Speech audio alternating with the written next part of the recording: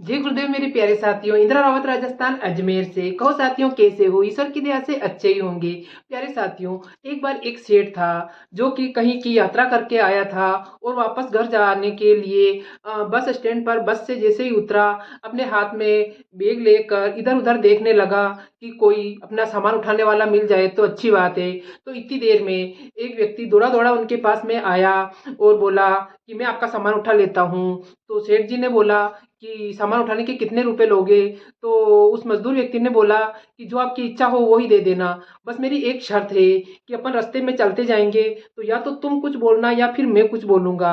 दोनों में से किसी को कुछ न कुछ तो बोलना जरूरी है। तो उसने बोला कि चलो ठीक है, कोई बात नहीं। तो दोनों साथ साथ चलने लगे।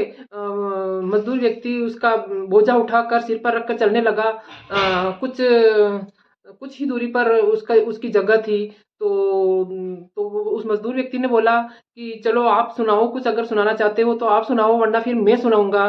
तो उसने बोला, सेठ जी ने बोला कि चल तू ही सुना दे। उसने सोचा कि मैं क्या सुनाऊंगा, मेरे कुछ दिमाग में कुछ ऐसा है भी नहीं कि मैं उसको कुछ सुना पाऊँ। तो उसको बोल दिया कि चलो तू ही कुछ सुना दे। तो उसने जैसे ही सेठ जी ने बोला कि तू कुछ सुना दे तो वो सुनाने लग गया। और पूरे रास्ते जब तक वो उसके घर पे नहीं पहुंचे तब तक उसको कुछ न कुछ सुनाता ही रहा। और जैसे ही उसका घर आ गया और उसका सामान वहां पे रख दिया तो वो उसको कुछ पैसे देने लगा। तो उसके पैसे देने के बाद में उस मजदूर व्यक्ति ने बोला कि मैंने जो रास्ते में आपको सुनाया वो आपने पूरे ध्यान से सुना क्या? तो सेठ जी ने बोला कि नहीं नहीं, मैंने तो कोई पूरे ध्यान से नहीं सुना। मैंने कुछ सुना कुछ अनसुना, मेरे को इतना कोई ध्यान नहीं दिया। मेरे को तो अपने घर पहुंचना था और उसी की मेरे को जल्दी थी, तो मैंने तुम्हारी बातों पे कोई ध्यान नहीं दिया। तो उस मजदूर व्यक्ति ने बोला कि आपने बहुत बड़ी गलती कर दी। अगर जो रास्ते में चलते हुए जो मैंने आपको बातें बताई थी, अगर वो बातें आप सुन लेते तो आपका कल्याण हो जाता। तो मजदूर के मुंह से ऐसी बातें सुनकर सेठ जी को बहुत गुस्सा आया और उसको भला बुरा कहने लगा।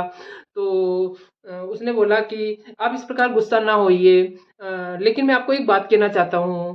तो उस मजदूर व्यक्ति ने बोला कि कल सवेरे आपकी मृत्यु हो जाएगी। तो सेठ जी ये सुना और उसके ऊपर और गुस्सा होने लगा। और उसने बोला कि तू यहाँ से जाता है या फिर मैं अपने सेवकों को बुलाऊं?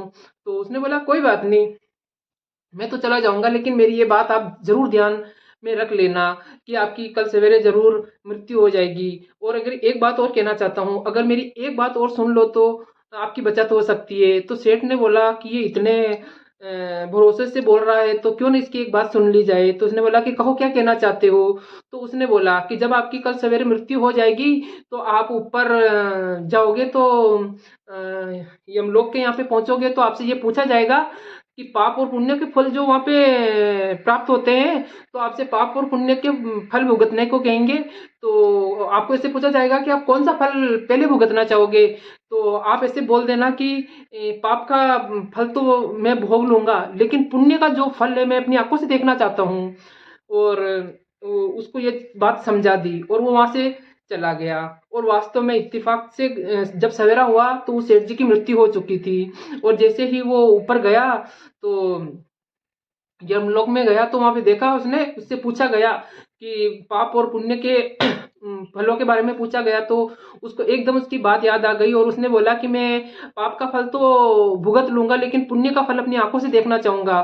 तो ये सुनकर सभी लोग चकित रह गए कि ऐसा तो आज तक कभी हुआ ही नहीं। हमारे यहाँ पर तो जो पाप और पुण्य का फल होता है भोगा जाता है, दिखाया नहीं जाता है। तो उसने बोला कि ऐसे कैसे क्या बोल रहा है तू? तो उसने बोला कि आपने मुझसे पूछा है तो क्या मेरी इच्छा की पूर्ति यहाँ पर नहीं हो सकती क्या? फिर तो पृथ्वी में और यहाँ में यमलोक में क्या अंतर रहा? तो ये सुनकर उसने सोचा कि हाँ बात तो सही कह रहे हैं, क्या हम इसकी इसकी इच्छा की पूर्ति नहीं कर सकते हैं क्या? तो उनको कुछ भी समझ में नहीं आया। तो वो वहां से वो ब्रह्मा जी के पास में गए और ब्रह्मा जी से सारी बात बताई।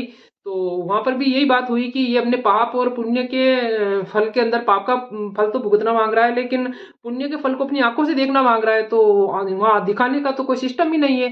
तो ब्रह्मा जी भी ये बात सुनकर थोड़े चकित हो गए कि ऐसा सवाल तो आज तक किसी ने भी नहीं पूछा।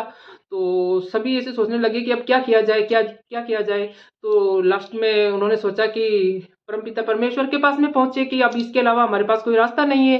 तो जैसे ही उनके पास में पहुंचे और उनको उन लोगों ने सारी बातें बताई कि ऐसे ऐसे ये व्यक्ति हमारे इस लोक में आया है, लेकिन पाप और पुण्य के जो फल भुगतने वाली बात है, तो ये पाप का फल तो भुगतने को तैयार है, लेकिन पुण्य का फल तो अपनी आंखों से देखना मांग रहा है ये। तो जब फिर दूसरे सभी लोगों को तो उन्होंने वापस भेज दिया, और भगवान जी उनके सामने से खड़े थे, और फिर पूछ उससे डीपली उससे बात करने लगे। तो उसने बोला, बोल बच्चे क्या चाहता है। तो फिर उस मजदूर व्यक्ति ने बोला कि मैं तो जब से यहाँ से आया हूँ बस एक ही बात थी कि रट लगाए बैठा हुआ हूँ कि मेरे को पुण्य का फल अपनी आंखों से देखना है, मेरे को पुण्य का फल अपनी आंखों से देखना है। इसके अलावा मैं तो और कुछ मांग ही नहीं कर रहा हूँ। क्या इतने बड़े लोग के अंदर क्या मेरी इतनी सी इच्छा की भी पूर्ति नहीं हो सकती है क्या। तो ये सुनकर भगवान जी बहुत ही मुस्कुराए और उसको देखकर हंसने लगे और मंद मंद मुस्कुरा कर बोलने लगे, धन्य है वो तेरे महात्मा जो कि तुझे धन्य है वो तेरे महात्मा जो कि तुझे ऐसे बोला था कि पुण्य का फल, जो पुण्य का फल है अपनी आंखों से देखना। तू और तुमने तो उसकी एक सत्संग का कुछ क्षण भी सुने नहीं थे, लेकिन एक शब्द से, सिर्फ उसकी एक बात से, जो तूने जीवन भर ईश्वर का नाम नहीं लिया, भगवान की स्तुति नहीं की, सिर्फ एक ही लाइन से तेरी मुक्ति हो गई है। आज तू साक्षात ईश्वर को देख रहा है। इससे बड़ा पुण्य का फल क्या हो सकता है। लोग जन्मों जन्मों तक ईश्वर की स्तुति करने के बाद में भी अपने असली घर नहीं पहुंच पाते हैं, और तू सिर्फ एक लाइन की बात से तेरा कल्याण हो गया है। तो ऐसे होते हैं संत और महात्मा कि लास्ट टाइम तक, एंड के स्टेप में भी ईश्वर व्यक्ति को सदगति प्राप्त हो जाती है। तो ये होता है सत्संग का महत्व। तो मेरे प्यारे साथियों, आपको ये छोटी सी कहानी कैसी लगी, अच्छी लगी हो तो लाइक कमेंट और शेयर कीजिए, नया है तो मेरे चैनल को सब्सक्राइब कीजिए। जय गुरुदेव।